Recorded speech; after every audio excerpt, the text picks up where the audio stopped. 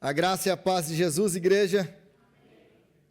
Que privilégio nós estarmos aqui hoje, na presença do Senhor, o Todo-Poderoso, o Criador dos céus e da terra e de tudo o que neles existe, para adorar o nome dEle.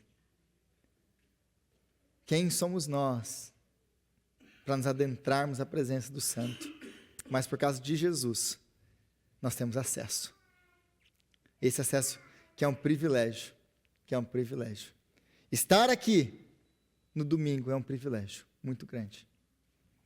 Convido a igreja a abrir a palavra de Deus comigo em Atos dos Apóstolos, capítulo 22. Nós lemos a partir do versículo 30, último versículo do capítulo 22 de Atos. E hoje, na verdade, o nosso capítulo vai ser o capítulo 23, mas quero começar aí a partir do versículo 20, do capítulo 30, a partir do capítulo 22. Então, Atos dos Apóstolos, capítulo 22, versículo 30. Capítulo 22, versículo 30.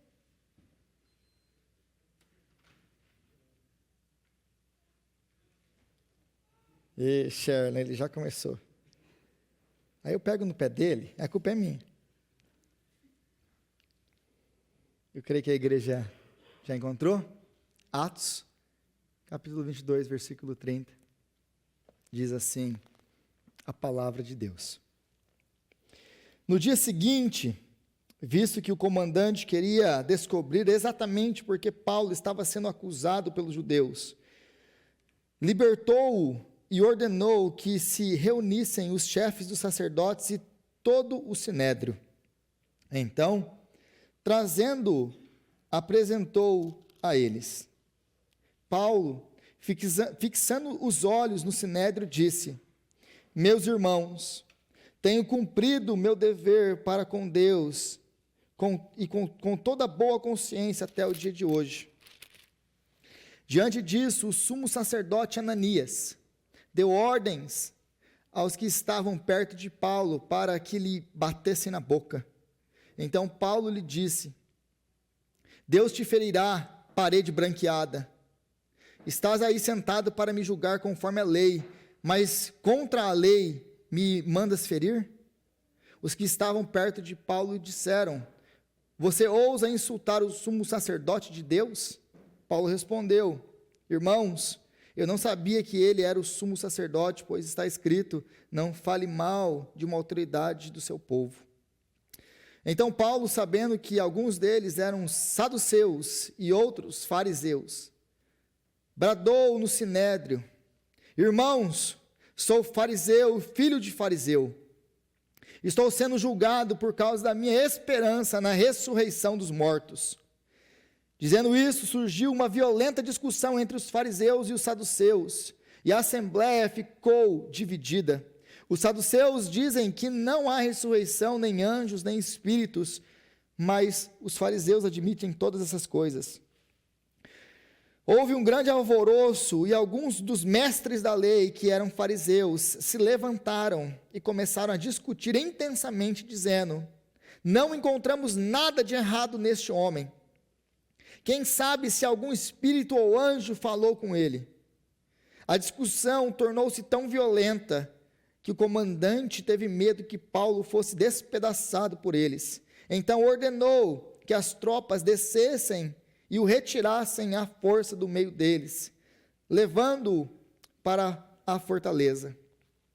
Na noite seguinte, o Senhor, pondo-se ao lado dele, disse: Coragem, assim como você testemunhou a meu respeito em Jerusalém, deverá testemunhar também em Roma. Na manhã seguinte, os judeus tramaram uma conspiração e juraram solenemente que não comeriam nada, nem beberiam enquanto não matassem Paulo.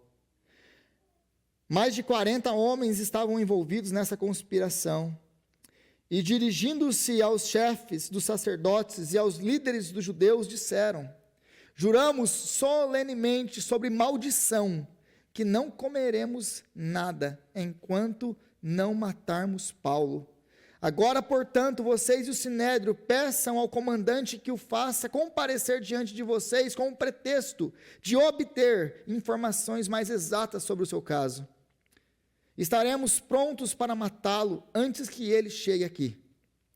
Entretanto, o sobrinho de Paulo, filho de sua irmã, teve conhecimento dessa conspiração, foi à fortaleza e contou tudo a Paulo, que, chamando um dos centuriões, disse: leve este rapaz ao comandante, ele tem algo para lhe dizer. Assim ele o levou ao comandante. Então disse ao centurião, Paulo, o prisioneiro chamou-me, pedindo-me que me trouxesse este rapaz, pois ele te tem algo a dizer. O comandante tomou o rapaz pela mão, levou-o à parte e perguntou: o que você tem para me dizer?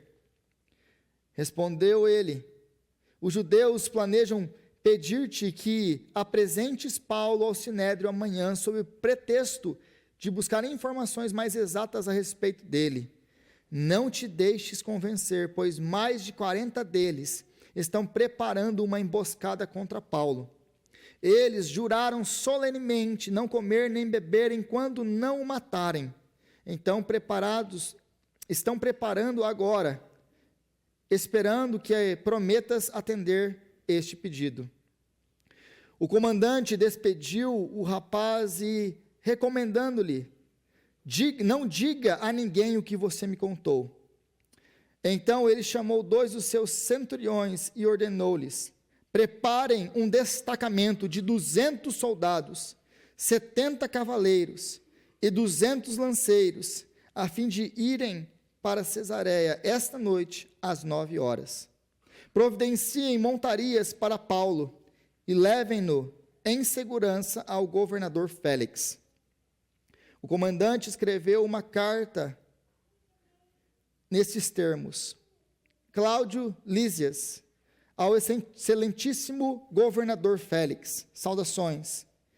Este homem foi preso pelos judeus que estavam prestes a matá-lo, quando eu, chegando com minhas tropas, o resgatei, pois soube que ele é cidadão romano. Querendo saber por que o estavam acusando, levei-o ao sinédrio deles. Descobri que eles o estavam acusando por questões acerca da lei deles, mas não havia contra ele nenhuma acusação que merecesse morte ou prisão. Quando fui informado de que estava sendo preparada uma cilada contra ele, enviei-o imediatamente a Vossa Excelência. Também ordenei que os seus acusadores apresentem-se a Vossa Excelência aquilo que tem contra ele. Os soldados cumpriram o seu dever e levaram Paulo durante a noite. Chegaram a Antípatre no dia seguinte, deixando a cavalaria prosseguir com ele, e voltaram para a fortaleza. Quando a cavalaria chegou a Cesareia, deu a carta ao governador e lhe entregou Paulo. O governador leu a carta e perguntou de que província ele era. Informado de que era da Cilícia, disse: ouvirei o seu caso quando os seus acusadores chegarem aqui. Então ordenou que Paulo fosse mantido sob custódia no palácio de Herodes. Palavra de Deus. Senhor, nós te louvamos pela sua palavra, ó Pai, que é santa e verdadeira. Agora clamamos ao Senhor que o Senhor venha iluminar o nosso entendimento, para que possamos entender a sua palavra, porque ninguém pode entender a sua palavra se do alto o Senhor não nos der o entendimento. Então, Pai, fala conosco agora ao nosso coração, através da sua palavra, e que a sua palavra venha gerar em nós transformação, mudança de vida, que ela venha alcançar nas nossas vidas aquilo que ela é proposta a fazer. Fala conosco agora, Pai, o que nós te pedimos, no nome de Jesus. Amém. Amém. Então, como nós vimos, Paulo ele se meteu numa confusão. Ele chega em Roma, ele está enrolado em Roma. Ele chega em Jerusalém, ele está enrolado em Jerusalém. Ele logo é preso, acusado, já é quase morto, se não por esse comandante interferir e pegar ele e levar ele preso. Então nós vimos isso na última semana. Agora esse comandante ainda não entendeu por que Paulo está ali. Ele não sabe por que eles estão tão nervosos com ele. E ele decide, ele tem a brilhante ideia de levar ele de novo para o mesmo lugar onde ele acabou de quase ser morto. Não, vamos colocar essa galera toda junto de novo para ver se agora a gente consegue ter um diálogo. Paulo já sabe, isso não vai dar certo. E não dura nem um pouquinho para o plano todo fracassar e por água abaixo. Então ele vai chegar e vai apresentar, no dia seguinte, versículo 30, visto que o comandante queria descobrir exatamente por que Paulo estava sendo acusado pelos judeus, libertou-o e o ordenou que se reunissem os chefes dos sacerdotes e todo o sinédrio. Então ele vai reunir todo o sinédrio. E é importante aqui a gente entender quem é o sinédrio, de quem que o comandante está falando e a quem o apóstolo Paulo está se apresentando. O sinédrio, ele nada mais, nada menos era do que a Suprema Corte de Israel. Essa era a Suprema Corte de Israel, formada por 71 membros. Isso vem lá de Números. Se você lembra de Números capítulo 11, você vai ver que o fardo do povo está reclamando ali com Moisés, e Deus fala, vou tirar do espírito que você tem, junta aí 70 líderes, e eu vou derramar sobre eles, para que eles possam liderar o povo. Então, desde o tempo de Moisés, eles têm isso na cabeça, de que tem esse grupo de líderes que vai sempre governar Israel. Então, eles têm isso, eles mantêm isso, e isso aqui no tempo de Jesus é chamado de sinédrio. O sinédrio, então, ele é formado por 71 membros. Desses membros, nós tínhamos os fariseus, que eram os conservadores do tempo de Jesus, eram as pessoas que acreditavam em toda a revelação, todo o Antigo Testamento. Mas eles eram minoria no sinédrio. E nós tínhamos a outra parte, que eram as famílias sacerdotais, o povo que estava envolvido com o serviço do templo, que era a maioria no sinédrio. E esse povo, esses sacerdotes, partes do sinédrio, eles eram os liberais do tempo de Jesus. Como diz aqui para a gente Lucas, eles não acreditavam em céu, inferno, anjo, demônio, nada disso. Muito parecido com os nossos liberais dos nossos dias.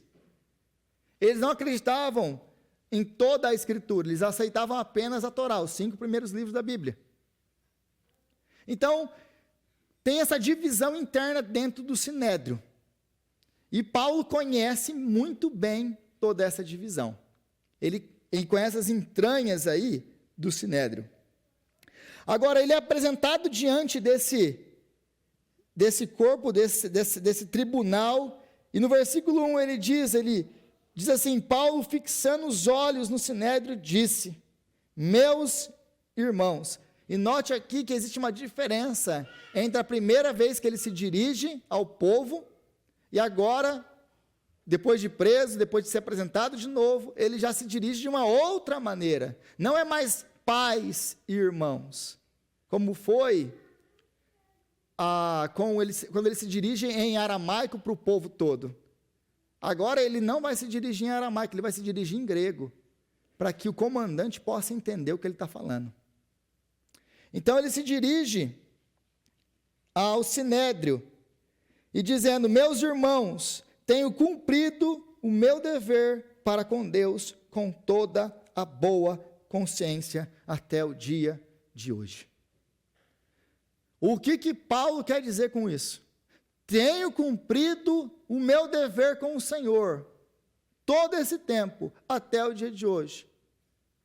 Ele quer dizer o quê? Eu continuo sendo fiel a Deus, como eu sempre fui. Não mudou nada, a minha crença não mudou nada, eu continuo sendo zeloso pelo Senhor, como eu sempre fui. Só que agora existe uma grande diferença. Ele entendeu que todas as promessas de Deus foram cumpridas em Cristo Jesus. Ele encontrou com o Nazareno ressurreto, e isso transformou a sua vida. Ele entendeu que, como nós vimos na última semana, que todo aquele seu zelo perseguindo a igreja estava errado, porque ele encontrou com Jesus, o Nazareno. Então Paulo, ele entende que se você é o verdadeiro judeu, é aquele que anda nos passos de Abraão, como ele vai dizer em Romanos. Mas o verdadeiro judeu é aquele que entendeu que todas as promessas foram cumpridas em Jesus Cristo. É por isso que ele diz: eu continuo sendo fiel a Deus como eu sempre fui. Paulo nunca abandonou a mesma fé, o mesmo Deus que ele sempre serviu, ele continua servindo, só que agora ele entendeu que se você é judeu de verdade, você tem que crer no Messias, porque o Messias já veio. O Messias já veio.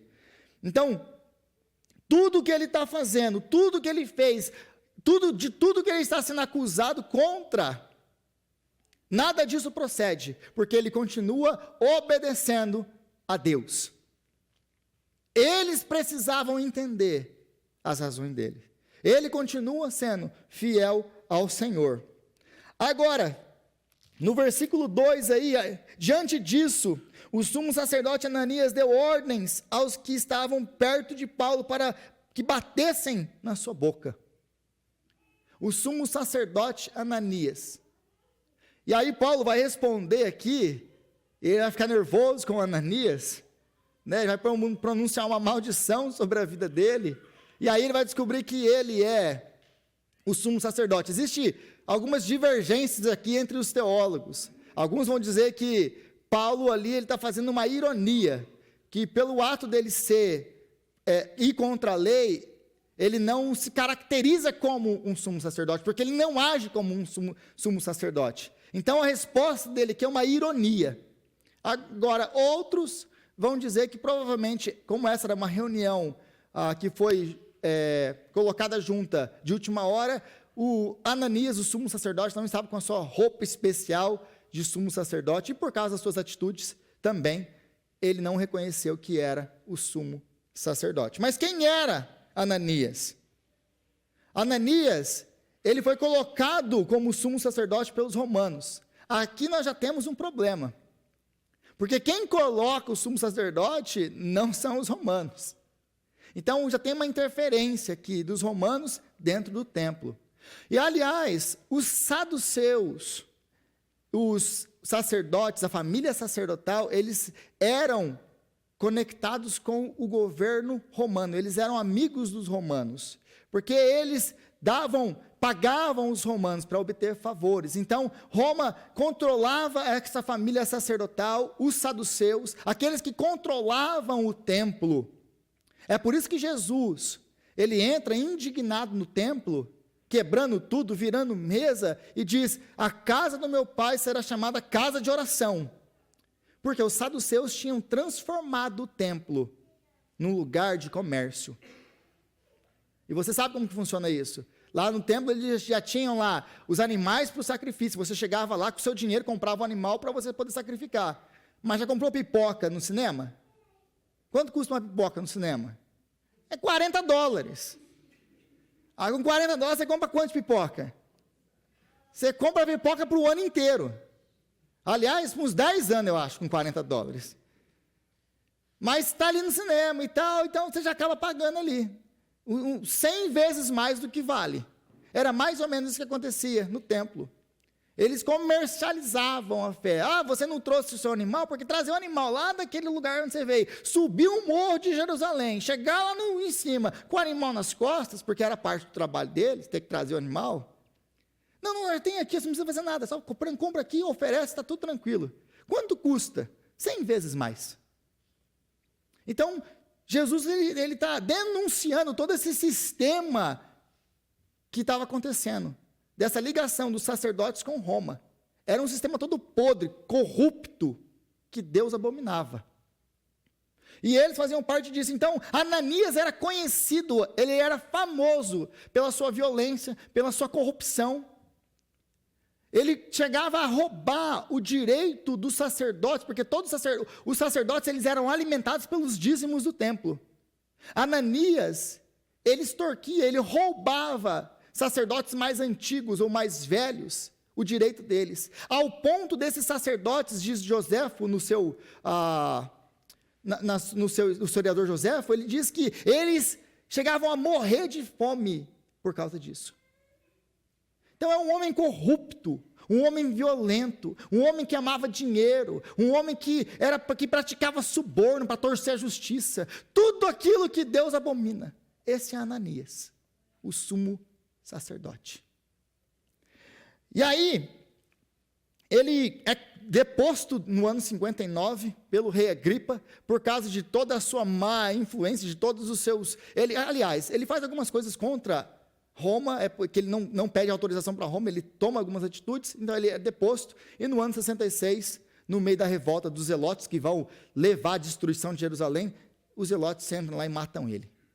Então, ele é morto depois de um tempo. Então, é esse homem que está aqui, colocado para julgar o apóstolo Paulo. Ele é o chefe da Suprema Corte de Israel. Algumas coisas não mudaram, né? Mas aí o apóstolo Paulo, ele diz assim: então Paulo lhe disse, Deus te ferirá a parede branqueada, estás aí sentado para me julgar conforme a lei, mas contra a lei me mandas ferir.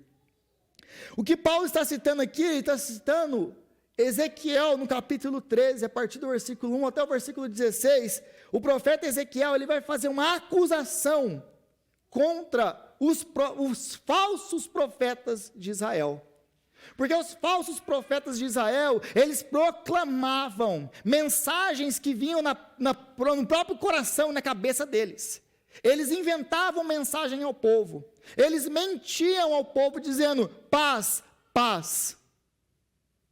Mas não existia paz. Então eles profetizavam em nome de Deus uma falsa paz.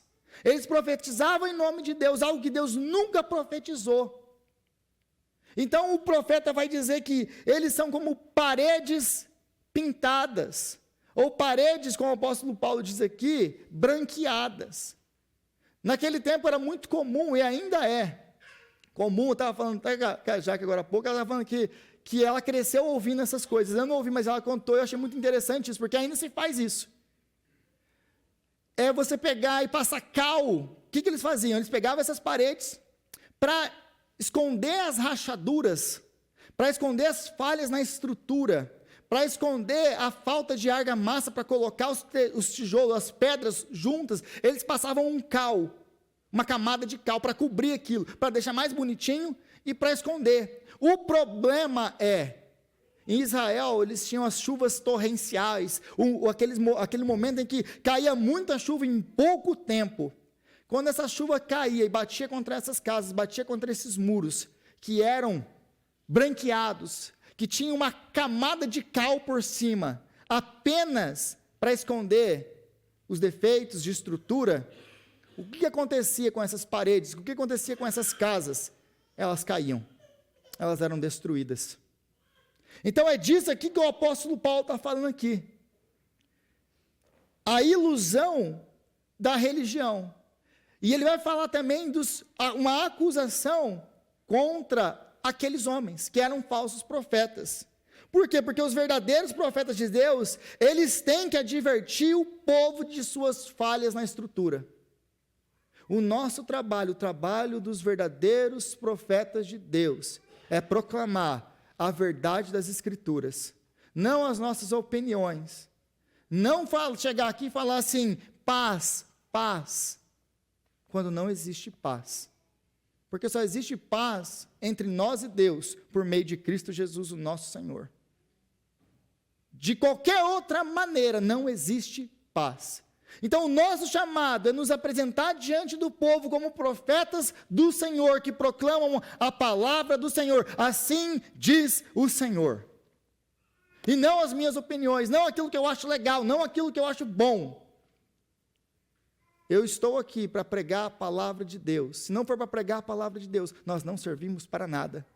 Então essa é uma acusação de Paulo, é uma acusação de Ezequiel, que nós temos que pregar ao povo, advertindo o povo, existem essas rachaduras, vocês precisam consertar isso, para que no dia da chuva torrencial, para que no dia da crise, para que no dia do sofrimento, você possa se manter de pé. Para que você possa se manter de pé. Porque a ilusão da religião é essa. Ela esconde as rachaduras e os defeitos na estrutura da parede com uma camada de religiosidade. A religião pega a pessoa, o religioso, passa uma camada de cal para encobrir as falhas, daquela camada de religiosidade, dá a Bíblia na mão do cara, começa ele fala para uns jargões religiosos. Oh, meu irmão, muda a voz. Só tem camada de religião, é parede branqueada. E como que nós sabemos quando a parede está branqueada? Como nós sabemos quando a pessoa está iludida pela religião? Na hora da crise. Porque quando as crises vêm, quando as adversidades vêm, quando os sofrimentos vêm, quando as chuvas torrenciais vêm, o cal vai embora. As falhas na estrutura são expostas. E ela dá contra aquela casa, e aquela casa cai. Na religião é impossível nós ficarmos em pé no meio dos nossos sofrimentos, no meio das nossas crises. É por isso que nós precisamos pregar a verdade, viver a palavra de Deus, porque a palavra de Deus ela vai nos ferir, mas ela vai nos curar. Ela vai nos trazer conserto, ela vai nos mostrar onde estão as falhas de estrutura que precisam ser transformadas. E então, e só então, nós podemos consertar e viver de maneira que agrada o Senhor. Então é isso aqui que o apóstolo Paulo está falando. Agora Jesus também, ele faz a mesma acusação contra os fariseus. Não apenas contra os saduceus, mas ele faz contra os fariseus. Porque Jesus, em Mateus 23, ele vai chamar eles de sepulcros caiados, que é a mesma expressão aí, é a mesma coisa.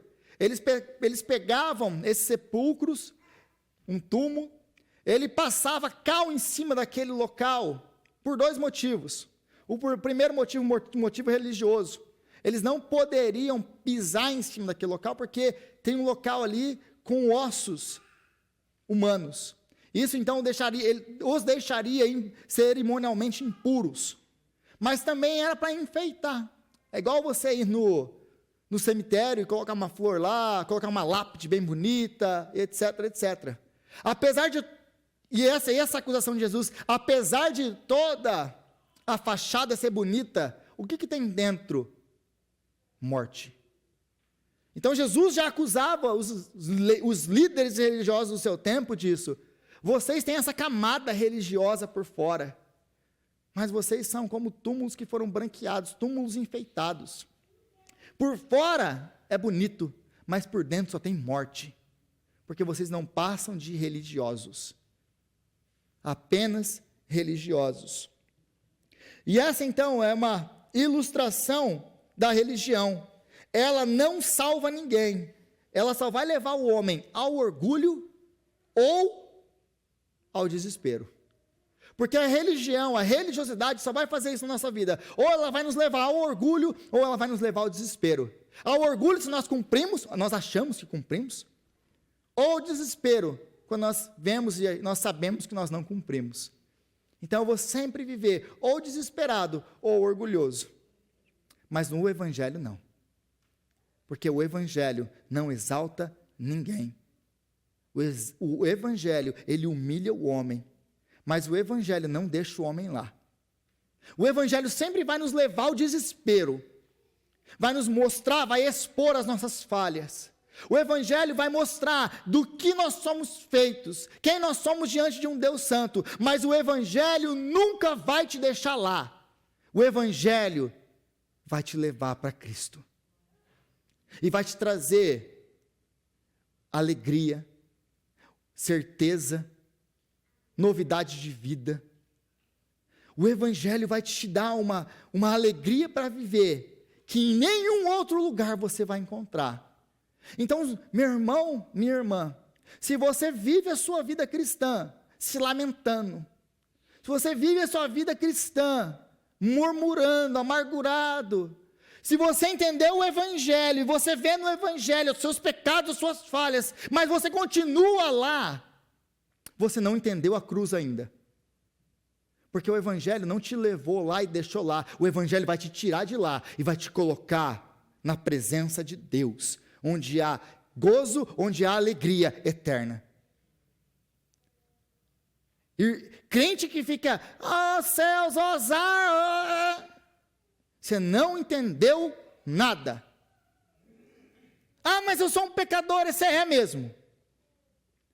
Mas quando Deus ele te salva, Ele te transforma. Agora Ele te transformou, Ele te transportou do império das trevas para o império da luz. E agora existe alegria. O Evangelho não te tira, não te mostra o seu pecado para deixar você lá. Ele vai transformar a sua vida e vai te trazer alegria. Amém? Aí no versículo 4, no versículo 5, o apóstolo Paulo vai dizer: os que estavam perto de Paulo disseram: você ousa insultar o sumo sacerdote de Deus? Paulo respondeu: irmãos, eu não sabia que ele era o sumo sacerdote, pois está escrito: não fale mal de uma autoridade do seu povo. E é interessante aqui, que apesar de tudo que o apóstolo Paulo está passando, apesar dele conhecer a injustiça de dentro do sinédrio, a corrupção de todo o sistema deles, ele conhece tudo isso, ele ainda assim, ele faz um protesto contra tudo aquilo ali. Contudo, ele se submete à autoridade que Deus instituiu, como ele quis instituir. Porque toda autoridade é instituída por Deus, ou para abençoar o povo, ou para julgar o povo. É Deus quem institui toda a autoridade, ou para abençoar, ou para castigar o povo. Nada pega Deus de surpresa. Ele coloca quem Ele quer, e Ele tira quem Ele quer. Então, o nosso dever é nos submeter. Nós protestamos, nós falamos, existe injustiça, não há paz, mas nós nos submetemos às autoridades também. Nós nos submetemos a ela, porque quem vai julgar e trazer justiça é o Senhor, não é você. Quem é o justo juiz, o juiz de toda a terra? E aliás, existe um dia marcado para o julgamento. Já existe o dia do julgamento. Qual o dia é esse? Leia Apocalipse. O dia já foi marcado. Existe o dia da ira, existe o dia da justiça. Ele julgará com justiça as nações. Agora, no versículo, a partir do versículo 6, aí ele vai dizer que ele está sendo julgado por causa da ressurreição. Então ele vai brandar eles, ele vai gritar no meio daquela assembleia, dizendo assim: irmãos, eu sou fariseu e sou filho de fariseu, e eu estou sendo julgado por causa da minha esperança na ressurreição. E por que ele faz isso? Porque ele sabia muito bem que ele não seria julgado com justiça. Ele falou uma palavra, ele falou uma frase, ele já apanhou na cara. Ele já sabia o que esperar daquilo tudo.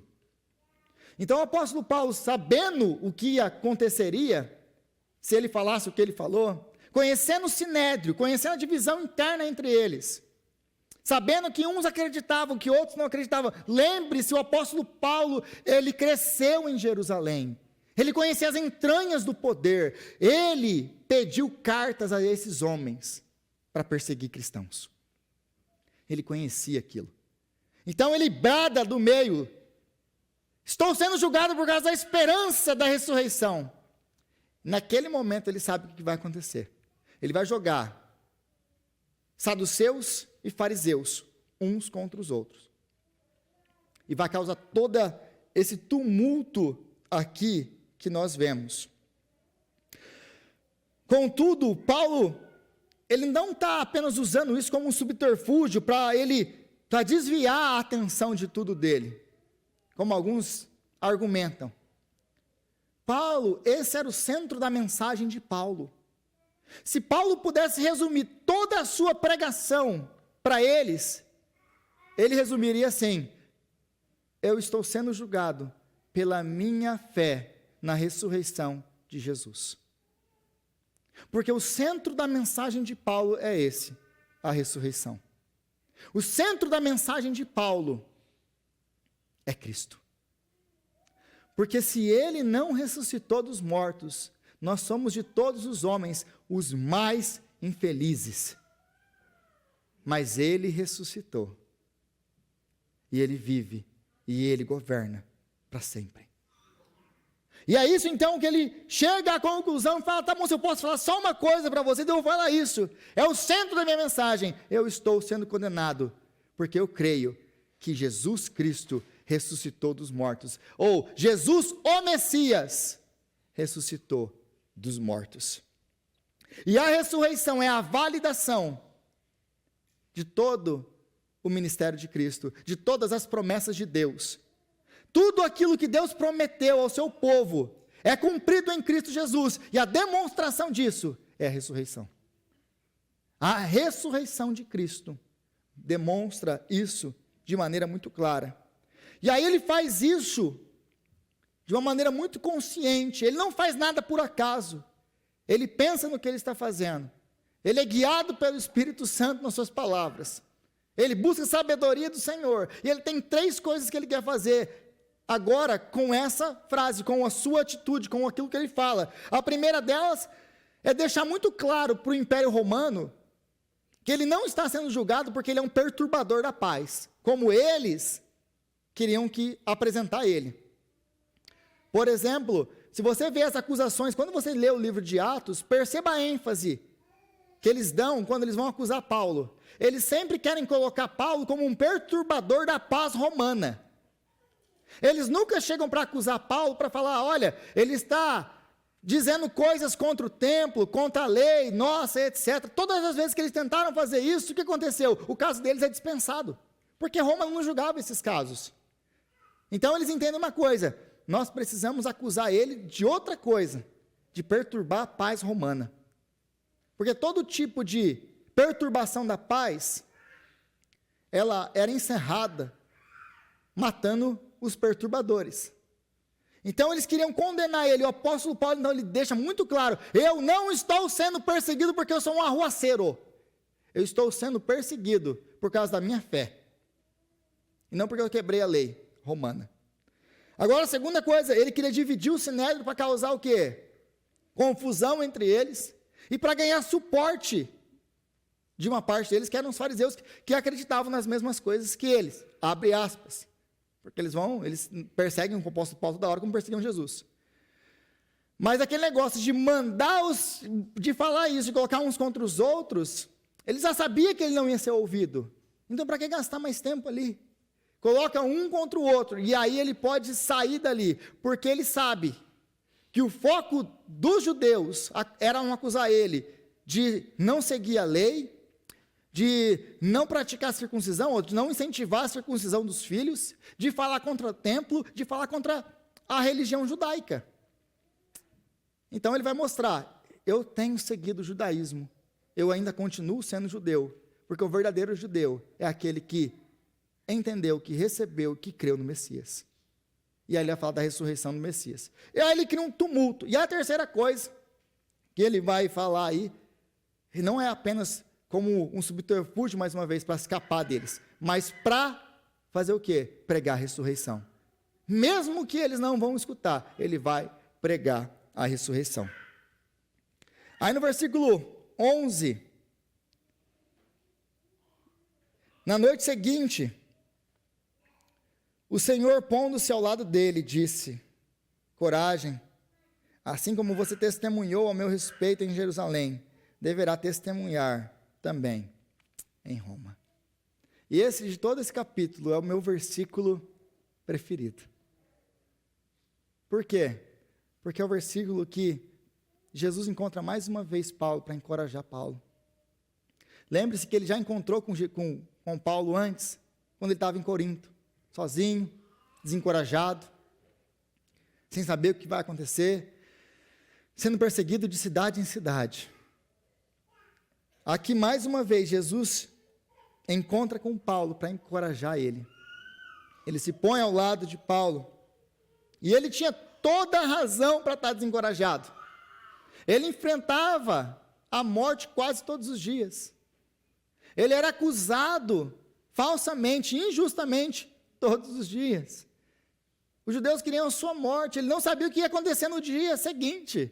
Ele não sabia quantos mais dias ele viveria. Então ele tem toda a razão para estar desencorajado. E é nesse momento que Jesus, ele aparece a Paulo, ele consola Paulo e ele encoraja Paulo. E ele encoraja Paulo dizendo, coragem, Paulo. Mas ele encoraja Paulo de uma outra maneira, falando, Paulo, não vai acabar aqui. Eu tenho mais para você. Você vai testemunhar em Roma. Você não queria ir para Roma? Você vai para Roma. Você vai para Roma. Então ele vai enviar agora, ele vai dar essa esperança de que Paulo vai continuar com o seu ministério. Ele vai continuar caminhando com o Senhor. Mas da mesma maneira que Jesus encoraja Paulo, Jesus encoraja você. Jesus me encoraja. Porque todos nós temos esses momentos de medo, desencorajamento, desânimo, por vários motivos. Constantemente nós somos desencorajados por alguma situação. Constantemente nós passamos por momentos de tristeza, de solidão. Mas assim como ele se coloca, como Jesus se coloca com Paulo, Jesus se coloca do seu e do meu lado, para te encorajar. Continua seguindo, continua andando, coragem, coragem. E ele então vai nos dar a graça da gente poder chegar, cumprir com o nosso propósito, chegar no destino que ele nos prometeu que nós chegaremos. O mesmo Jesus que encorajou Paulo, ele continua encorajando os seus servos, desencorajados e desanimados na caminhada cristã. Porque o mesmo Jesus que encorajou Paulo, é o mesmo Jesus que anda e se move no meio da sua igreja hoje. Então nós podemos nos sentir abandonados por todos, como o apóstolo Paulo, escrevendo a Timóteo, seu filho na fé, ele diz assim, lá no capítulo 4 da sua segunda carta, na minha primeira defesa, ninguém me assistiu, mas todos me abandonaram. Provavelmente Paulo está fazendo uma referência a essa vez, a esse momento que ele estava passando. Ninguém me assistiu, todos me abandonaram, mas o Senhor estava com ele. Mas o Senhor estava com ele. Então, mesmo que de fato estejamos sozinhos, abandonados, o Senhor Jesus sempre está conosco. Todos podem nos abandonar, ainda que a sua mãe te abandone, eu jamais te abandonarei, diz o Senhor. Mas a outra coisa que esse texto, no versículo 11, me ensina e me falou ao coração essa semana, foi que a nossa chegada é certa, mas o nosso caminho não. A nossa chegada é certa, nós vamos cumprir com aquilo que Deus determinou que nós cumpríssemos. Nós vamos chegar ao destino que Ele tem para nós. Você vai cumprir com os propósitos de Deus para a sua vida, porque Ele prometeu que você vai. Então a nossa chegada a este local que Ele prometeu é certa, mas a nossa jornada não. Ele fala aqui para Paulo, Paulo, você vai chegar em Roma, e você vai pregar em Roma. Só que ele não falou, ele não deu um mapa para Paulo, vai acontecer tudo isso aqui, Paulo, antes de você chegar lá. O que vai acontecer, Senhor? Você vai ficar 2 anos preso em Cesareia. Você não vai para lá amanhã. Você vai ficar 2 anos preso. Depois, Paulo, você vai ser perseguido. Depois, Paulo, você vai ser injustiçado. Aliás, vai até parecer que a própria natureza está contra você, porque até o barco que você está vai afundar. Aí você vai olhar para tudo isso e falar assim, até a natureza está contra mim. Não tem uns dias que a gente está assim? Que parece que até a natureza, nossa, estava um sol lindo, mas aí eu saí e começou a chover. Parece que até o céu está contra mim. Mas mesmo quando esses momentos acontecem, o Senhor continua conosco. Então ele fala, olha Paulo, você vai chegar lá. Mas ele não fala para nós, não nos promete que é um caminho fácil. Ele fala que nós vamos chegar ao destino que ele nos prometeu, a Nova Jerusalém, a cidade celestial. Nós vamos estar com o Senhor para sempre, mas o Senhor nunca nos prometeu uma vida fácil. Ele nunca nos prometeu isso. Vocês vão chegar lá, porque sou eu que tomo vocês pela mão e guio vocês. Não é por causa de vocês também não. Independente de vocês, esse negócio vai dar ruim. Então eu tenho que pegar na mão de vocês. É igual pegar na mão de criança. Se você tem filho pequeno, sabe do que eu estou falando. Você pega na mão da criança, muitas vezes ela fica com os dedinhos abrindo assim, ó, para tentar soltar a sua mão. Porque ela quer dar uma desviada do caminho. Mas você tem que segurar ali. É Jesus segurando a nossa mão. Nós vamos chegar lá, é porque Ele segura na nossa mão. Então, assim como Paulo, Jesus já nos disse que nós vamos chegar no nosso destino. Agora, a partir do versículo 12, é interessante aqui toda essa trama que existe aqui. Porque depois que ele sai dali, alguns judeus eles chegam diante do Sinédrio para tramar a morte de Paulo. E em síntese, se eu posso resumir tudo que eles estão falando aqui, é basicamente isso aqui. A morte dele ou a nossa. Ou ele morre, ou nós morremos. É isso que eles estão jurando diante de Deus e diante das autoridades do povo. Que ele morra. Se ele não morrer, nós morreremos. Nós juramos que nós não vamos comer nem beber até que ele morra. Então eles estão basicamente falando isso. Ou a morte dele, ou a nossa. E Lucas coloca nesses termos aqui, para explicar tudo isso aqui, para mostrar a seriedade de tudo que ele está passando. Eles não estão brincando com o apóstolo Paulo, eles não estão brincando de perseguição, eles vão matar ele. Então, é interessante que isso aqui tudo é exatamente o mesmo lugar que Paulo estava há anos atrás. Quando ele, no capítulo 9, ele chega diante do Sinédrio, pedindo cartas para que ele pudesse ir para Damasco, prender e trazer judeus para Jerusalém, para serem julgados e condenados. É quase que irônico no texto, quando Lucas nos mostra isso aqui, como ele registra no capítulo 9, Paulo pegando cartas dos sacerdotes, do Sinédrio, para ir atrás de cristãos. Agora ele se encontra no mesmo local, só que agora invertido. Agora ele está no local do perseguido, e não mais do perseguidor. E aí você se lembra das palavras de Jesus para Ananias. Eu vou lhe mostrar o quanto importa sofrer pelo meu nome. Jesus não estava brincando. Agora se reverte tudo isso aqui. Mas uma coisa que nós percebemos nesse texto aqui, com o sobrinho de Paulo descobrindo toda a trama, levando para Paulo, e o comandante levando, ouvindo tudo aquilo, guardando Paulo. O que de lição prática nós tiramos isso para a nossa vida? E o que nós vemos nesse texto, saltando aos nossos olhos? A soberania de Deus. Deus é soberano sobre as nossas vidas. Deus é soberano. Mesmo os planos dos maus, no final, vão nos levar a cumprir o propósito de Deus para a nossa vida. Esses homens tramaram contra Paulo. Esses homens queriam a morte de Paulo. Deus vai usar todos esses planos de morte contra ele para levar Paulo a cumprir aquilo que ele disse que Paulo faria. ele vai usar toda essa trama deles para mandar Paulo para Roma. Mesmo quando as pessoas tramam contra nós, Satanás trama contra nós, Satanás quer nos prejudicar, inclusive nos levar à morte, Deus pode transformar isso em bênção. Porque não foi exatamente isso que aconteceu com José? Vocês intentaram o mal contra mim, mas Deus transformou o mal em bem, para que hoje a vida de vocês e de muitas pessoas fossem poupadas. Por causa dessa trama aqui, por causa dessa ameaça aqui, o apóstolo Paulo vai chegar a Roma. Ele vai pregar o evangelho em Roma.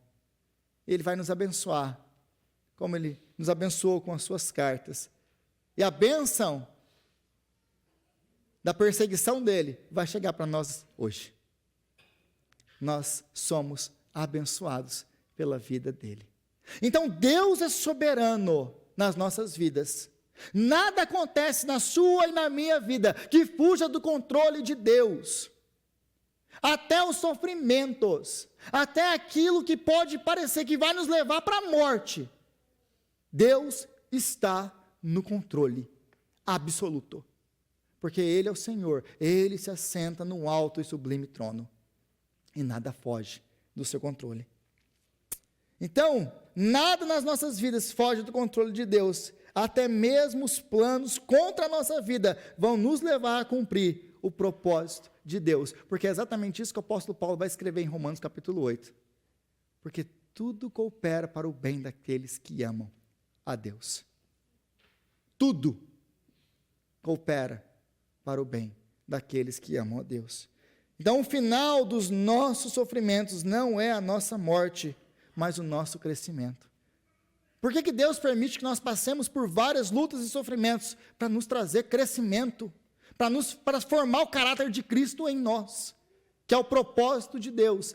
Aliás, no mesmo capítulo 8 de Romanos, Deus quer te transformar à imagem de Cristo, e os sofrimentos, as crises, as perseguições, as injustiças, tudo que nós passamos vai cooperar para isso. Vai cooperar para isso. Mas isso não anula a nossa responsabilidade. Isso aqui é muito importante nós afirmarmos. Então, não preciso fazer mais nada. Já que eu vou chegar no meu destino, então eu estou aqui relaxadão, vou assistir Netflix. Meu sonho era ter tempo para assistir Netflix. Como que eu sei que tudo isso aqui, a responsabilidade do homem não é retirada por causa da soberania de Deus? Sim, Deus é soberano, mas nós temos a nossa responsabilidade. E nós vemos isso claramente aqui nesse texto. Como? O apóstolo Paulo, ele se defende das suas acusações com sabedoria. Ele vai falar, ele não vai falar o que vem pela cabeça dele, não. Ele planeja, ele pensa, ele elabora o que ele vai falar. Então ele vai se defender com sabedoria, ele vai avaliar a situação, ele vai responder de maneira correta. Mais uma vez, ele não vai sendo empurrado como alguém que é empurrado pela maré. Ele planeja, ele traça seus planos. Ele sabe o que ele vai encontrar, ele planeja para o que ele vai responder. Ele usa os seus direitos como cidadão romano. Dessa vez aqui, os caras vão bater nele.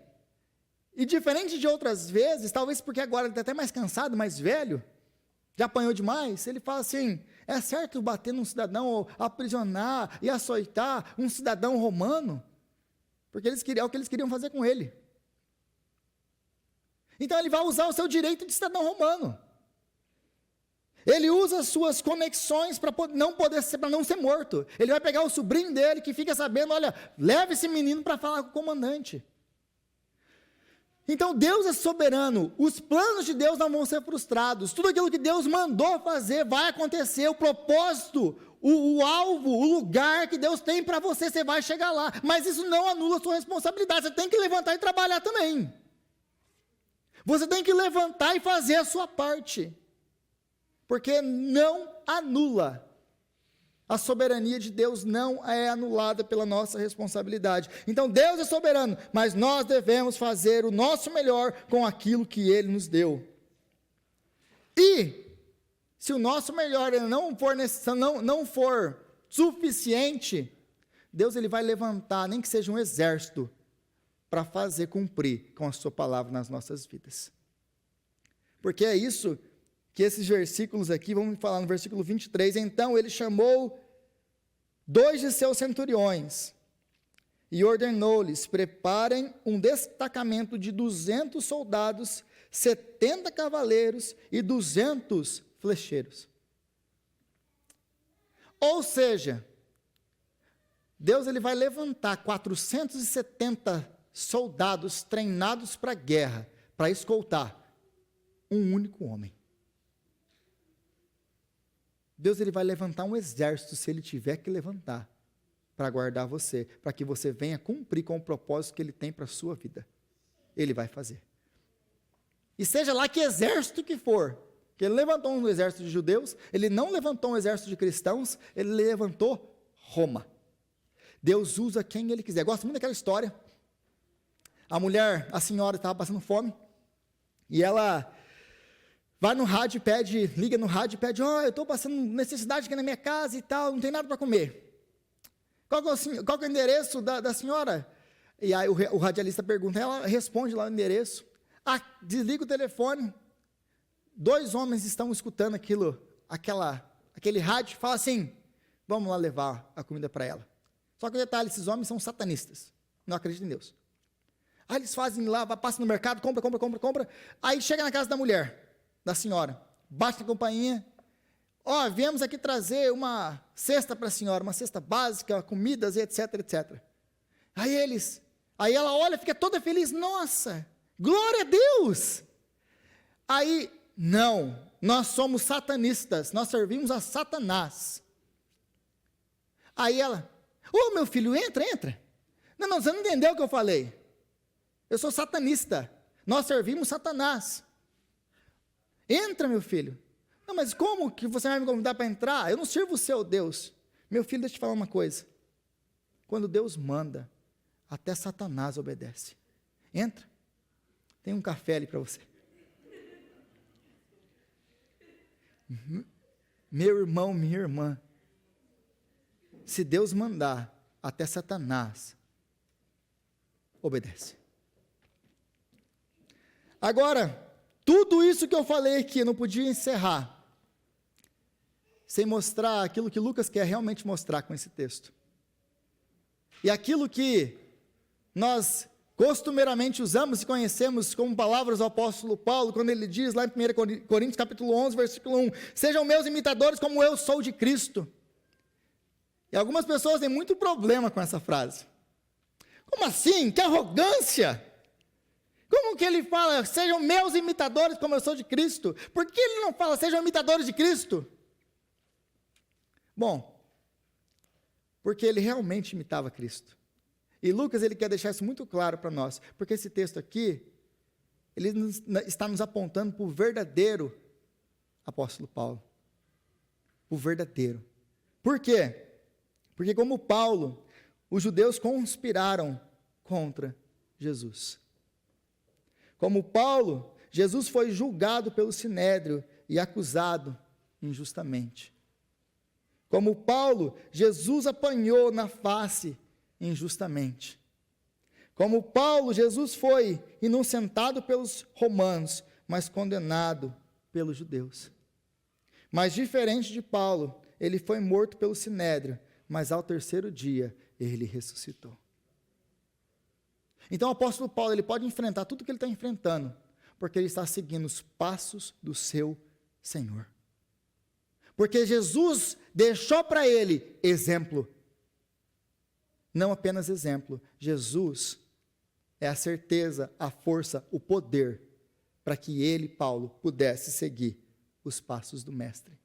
E porque ele ressuscitou, porque ele governa, porque ele anda conosco, ele podia enfrentar toda e qualquer circunstância com Cristo. Dito isso, o nosso chamado é seguir os passos de Jesus, sabendo que nós vamos sofrer como ele também sofreu. Meu irmão, minha irmã, qualquer tipo de evangelho que diz para você que você não vai sofrer é um falso evangelho.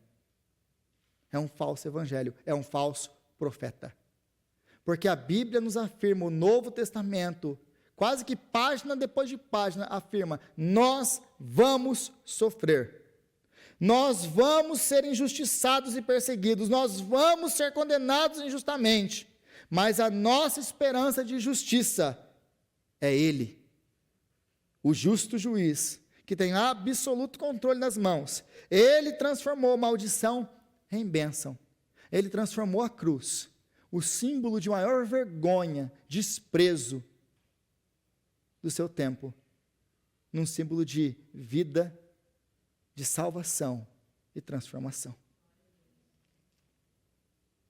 E assim como Ele ressuscitou, nós também ressuscitaremos e estaremos com Ele para sempre. Senhor, nós te agradecemos, ó Pai, pela sua palavra, que é santa e verdadeira.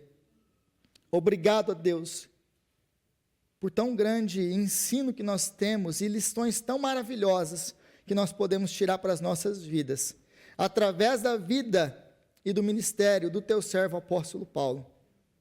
Obrigado, Jesus, porque nós podemos contar com o Senhor, no meio das nossas crises, no meio dos nossos sofrimentos, no meio das mais terríveis aflições da nossa vida, porque o Senhor se põe do nosso lado, nos encoraja e anda conosco. Obrigado, Senhor, obrigado. Dá-nos graça para continuar andando na sua presença, confiando no Senhor, mesmo quando nós formos injustiçados, mesmo quando nós formos abandonados, mesmo quando nós enfrentarmos a morte, porque nós sabemos que no Senhor nós viveremos de novo. Então dá-nos graça, Senhor, para viver a tua palavra. É o que nós te pedimos em nome de Jesus. Amém. Amém. Vamos ficar de pé?